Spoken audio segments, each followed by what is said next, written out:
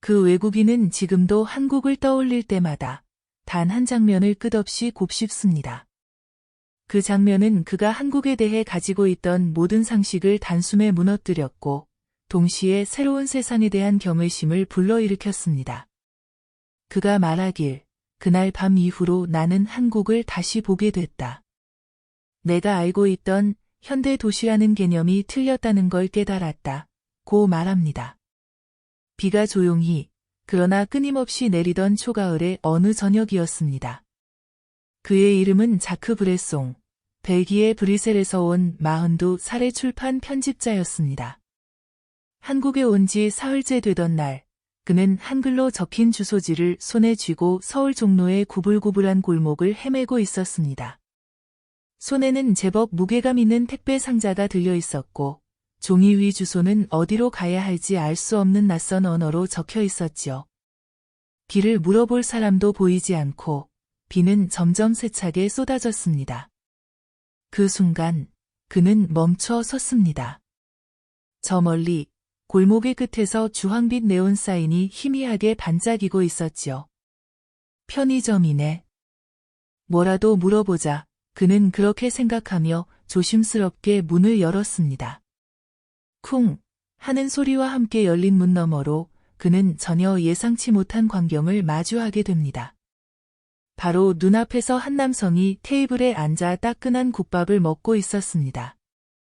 김이 모락모락 피어오르는 그릇 속엔 큼지막한 고기와 같이 은 밥이 보였고 그는 마치 집에서 먹는 것처럼 편안한 표정이었습니다. 그 옆에서는 어떤 여성이 무릎에 택배 상자를 올려놓고 테이프로 꼼꼼히 포장을 하고 있었고 그 뒤편에는 여행 가방을 연 채 옷을 꺼내 입고 있는 한 사람이 있었습니다. 잠깐, 여기는 편의점 아닌가요? 자크는 당황한 채 주변을 둘러보았습니다. 진열대에는 컵라면과 스낵이 있었지만 그 너머엔 전자레인지뿐 아니라 조리기까지 가능한 기계가 있었고 작은 세면실과 택배 접수기계, 복사기, 의약품 코너까지 정돈돼 있었습니다. 이 모든 것이 단 4평 남짓한 공간에 정교하게 배치되어 있었고 각각의 사람들은 마치 본인의 집에서 하듯 익숙하게 행동하고 있었지요. 그는 자신이 무언가를 착각하고 있나 싶어 한참을 멍하니 서 있었습니다. 그러다 조심스럽게 카운터로 다가가 물었습니다. 혹시 여기서 택배도 보낼 수 있나요? 그러자 점원은 미소를 지으며 대답했습니다. 네, 박스도 드리고요. 송장도 여기서 출력 가능합니다. 그 짧은 대답 하나에 자크는 경악했습니다. 그는 이렇게 말했습니다. 나는 단지 방향을 묻고 싶어 들어왔을 뿐인데 이 공간은 도시 전체를 작게 압축해 놓은 듯 했다. 이 안에 집도 있고 식당도 있고 사무실도 있고 물류센터도 있는 느낌이었다. 그날 밤 그는 편의점 한 구석에 앉아 휴식을 취하며 이렇게 말했습니다. 나는 지금까지 이런 가게를 본 적이 없습니다. 여기는 사회 그 자체였습니다. 해당 내용에 동의하신다면 댓글에 동의합니다를 남겨주세요. 이 이야기 끝이 아닙니다. 편의점은 단지 물건을 사는 공간이 아닙니다. 그것은 이 나라가 어떻게 작동하고 어떻게 배려하며 어떻게 효율을 실현하고 있는지를 보여주는 가장 압축된 현대 한국의 축소판입니다. 이 놀라운 이야기의 본격적인 해설은 지금부터 시작됩니다. 이 영상이 마음에 드셨다면 구독과 좋아요, 그리고 알림 설정까지 부탁드립니다. 여러분의 응원이 더 많은 대한민국의 위대한 이야기를 세상에 알리는 힘이 됩니다. 안녕하세요. 저는 도시 인프라와 생활문화 비교를 전문으로 연구해온 문화분석가 장윤범입니다. 오늘 말씀드릴 주제는 단순한 편의점이 아닙니다. 그것은 지금 이 순간 세계에서 가장 정교하고 효율적인 도시 생활의 결정체로 평가받고 있는 대한민국의 일상 인프라에 대한 이야기입니다. 프랑스 파리에서 온 36살의 마크 르클레르 씨는 평생을 도시 중심에서 살아온 사람이었습니다. 세련된 건축물과 오래된 서점, 거리 곳곳의 카페와 빵집들 속에서 그는 도시의 삶이란 이런 것이다라고 생각하며 살아왔지요. 그런데 한국에 도착한 지 열흘째 되던 날, 그의 모든 고정관념을 뒤흔드는 충격적인 사건이 벌어졌습니다. 그날 마크 씨는 서울 광화문 근처의 고궁들을 둘러보다 지쳐 숙소로 돌아가던 길이었습니다. 저녁 식사 시간이 한참 지나 배는 고프고 식당은 어쩐 일인지 붐비거나 이미 마감된 곳뿐이었지요. 배달 앱을 써보려 했지만 한국어에 익숙하지 않아 번역기를 켰다가 포기해버렸습니다. 결국 그는 마지막 수단으로 눈앞에 보이던 조그마한 편의점으로 들어섰습니다. 처음엔 단순한 기대였습니다. 컵라면 하나 사서 숙소에서 먹어야지. 하지만 문을 열고 몇 발자국 들어선 순간 그는 발걸음을 멈출 수밖에 없었습니다. 눈앞에 펼쳐진 건 단순한 스낵 진열대나 음료수 냉장고가 아니었습니다. 왼편에는 가지런히 정돈된 도시락 코너가 있었고 그 옆에는 각종 찬거리들이 깔끔하게 포장돼 있었습니다. 육개장, 제육볶음, 김치찌개, 심지어 불고기와 나물 반찬까지. 그 어떤 것도 인스턴트처럼 보이지 않았습니다. 이게 진짜 편의점에서 파는 음식이라고 그는 고개를 갸웃하며 도시락 하나를 들었습니다. 전자레인지에 돌려야 하나 망설이던 찰나 점원이 다가와 말했습니다. 앉아서 드시겠어요? 데워드릴게요. 그 순간 마크 씨는 속으로 중얼거렸습니다. 식당인가? 아니, 분명 편의점이었는데. 그는 자리에 앉았습니다. 잠시 후 김이 모락모락 나는 도시락이 트레이에 담겨 나왔고 곁에는 미소를 머금은 점원이 수저와 물티슈까지 챙겨주었습니다. 작은 테이블 위에는 콘센트와 와이파이 안내문, 그리고 쓰레기 분리 배출 방법까지 자세히 적혀 있었죠. 더 놀라운 건 식사를 마친 뒤 옆에 마련된 세면실에서 손을 씻고 정돈할 수 있는 공간이 있다는 사실이었습니다. 마크 씨는 그 경험을 이렇게 말합니다. 프랑스에서 혼자 밥을 먹는다는 건 대부분 번거로운 일입니다. 마트에 가서 재료를 사고, 조리하고, 먹고, 치워야 하죠. 그런데 한국에선 그냥 편의점 문 열고 들어가면 집보다 편한 식사가 준비되어 있어요. 이건 단순한 식사가 아니라 하나의 완성된 삶 같았습니다. 그는 지금도 편의점이라는 단어를 정확히 이해하지 못하겠다고 말합니다. 그곳은 식당도, 마트도, 공공시설도 아니었어요. 그 모든 게 합쳐진 무언가였죠. 나는 그 공간을 도시 속 쉼터라고 부릅니다. 그와 비슷한 경험을 한 사람은 또 있습니다. 서울 마포구의 연남동에서 거주 중인 이탈리아 출신의 마르첼로 로시 씨, 30대 후반의 프리랜서 디자이너입니다. 어느 늦은 밤, 그는 새 프로젝트를 준비하며 세탁기를 돌리다가 중요한 문제에 부딪혔습니다. 세제가 떨어졌습니다. 문제는 시간이었습니다. 자정을 넘긴 시각, 주변의 모든 상점이 닫힌 상황이었죠. 초조해하던 그에게 숙소 호스트는 담담하게 말했습니다. 편의점에 가보세요. 다 있어요. 그 말이 믿기지 않았지만 그는 어쩔 수 없이 도보로 몇 분 거리의 편의점으로 향했습니다. 그리고 그곳에서 그는 깜짝 놀랐습니다. 그 좁은 공간 안에 온갖 세탁용품이 줄지어 있었던 겁니다.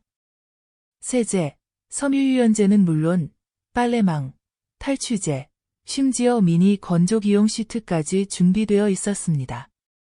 이건 홈쇼핑이야, 마트야, 뭐야?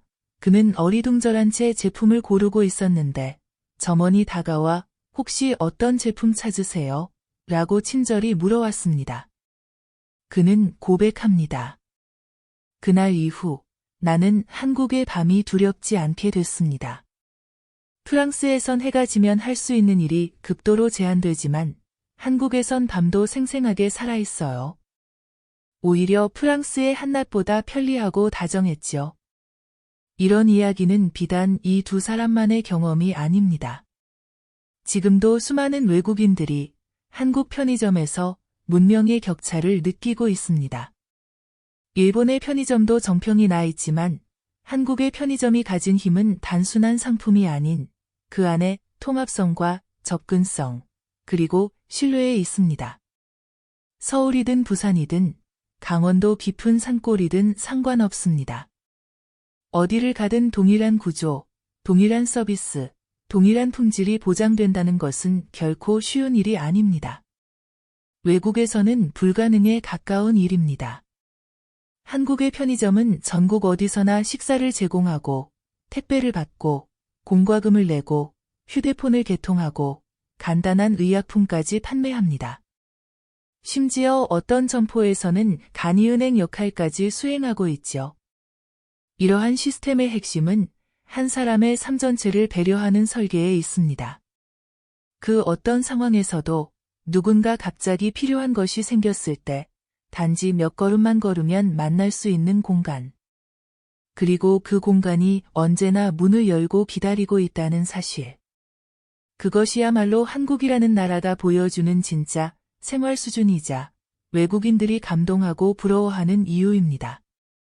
한국의 편의점은 단순한 가게가 아닙니다.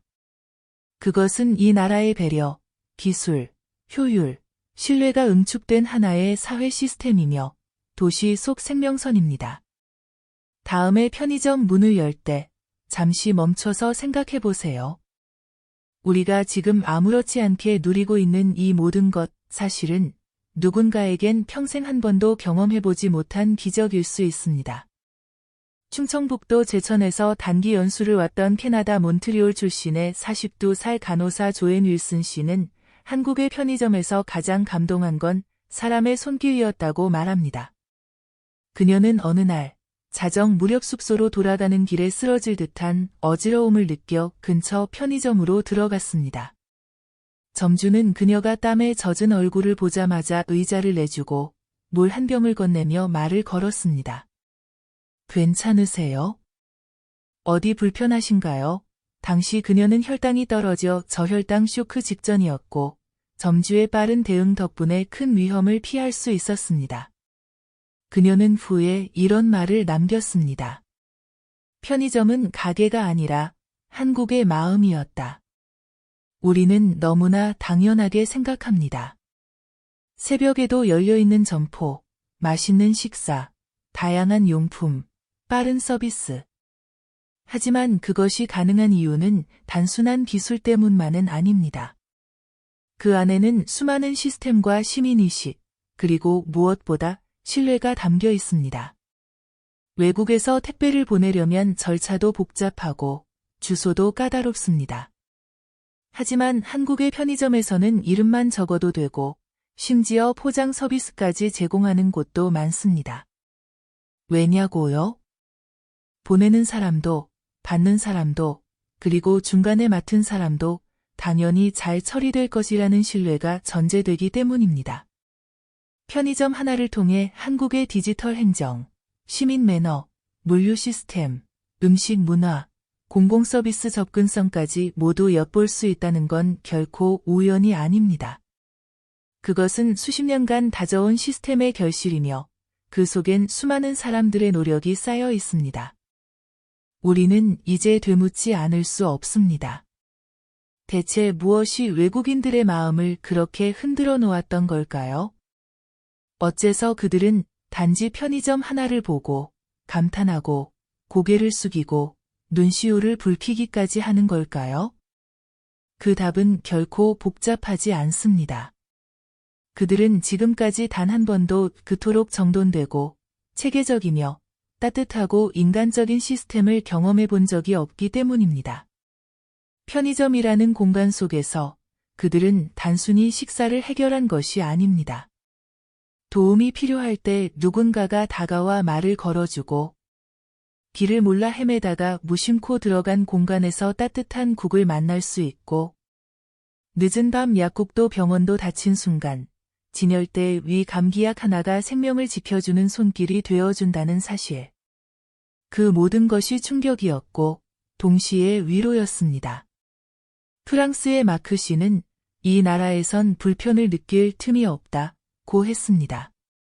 이탈리아의 마르첼로 씨는 한국의 편의점은 인간을 위한 공간 그 자체라고 했고, 캐나다의 조엔 씨는 위급한 상황에서 들어간 공간에서 진짜 사람의 손길을 느꼈다고 했습니다. 그들은 말합니다. 이건 단순한 소비 공간이 아니다. 이건 인간을 중심에 둔 하나의 완벽한 사회의 축소판이다. 그리고 우리는 지금 이 순간에도 그런 공간을 너무나도 당연하게 지나치고 있습니다. 늦은 밤 출출할 때 찾고, 퇴근길에 삼각김밥 하나 집으며 웃고, 택배를 붙이러 들르고, 물건을 사고, 공과금을 내고, 때론 그냥 휴식을 위해 머무는 이 공간을 우리는 그냥 편의점이라 부릅니다. 하지만 외국인들의 눈엔 그건 결코 단어 하나로 설명할 수 없는 한국 그 자체입니다. 우리가 매일 열고 닫는 그 작은 유리문 안에는 누군가에겐 낯선 땅에서 처음 마주한 환대가 있었고, 누군가에겐 위급한 상황에서 받은 도움의 손길이 있었으며, 또 누군가에겐 이 나라에 대한 첫인상, 그리고 영원히 잊지 못할 감동이 고스란히 담겨 있었습니다. 그러니 이제 우리가 말할 차례입니다. 대한민국의 편의점은 단순한 가게가 아닙니다. 그것은 이 나라의 품격, 이 사회의 세심한 배려, 국민 전체가 공유하는 신뢰의 상징입니다. 낯선 이에게도, 피곤한 이에게도, 위급한 이에게도 언제나 같은 모습으로 문을 열고 기다려주는 그런 장소가 있다는 것 자체가 이 나라가 얼마나 위대한지를 보여주는 증거입니다. 외국인들은 그 문턱을 넘으며 깨닫습니다. 아, 한국은 다른 나라구나. 이곳은 인간을 먼저 생각하는 곳이구나. 그리고 그렇게 감동한 그들은 편의점 하나만으로도 이 나라 전체를 사랑하게 됩니다. 이제 우리는 더 이상 부러워하지 않아도 됩니다. 우리는 이미 세계가 부러워하는 나라에 살고 있습니다. 그저 편의점 하나를 통해서도 우리는 우리의 사회가 얼마나 앞서 있는지를, 얼마나 따뜻한지를, 그리고 얼마나 자랑스러운지를 매일 경험하고 있습니다. 다음에 당신이 편의점 문을 여는 그 순간, 그 빛나는 불빛 아래서 다시 한번 생각해 보세요. 우리가 지금 누리는 이 모든 일상은 누군가에게는 평생 단 한 번도 경험하지 못한 기적이라는 사실을, 그리고 그 기적을 우리는 매일 아주 평범한 얼굴로 살아내고 있다는 것. 그것이야말로 대한민국의 진짜 위대함입니다.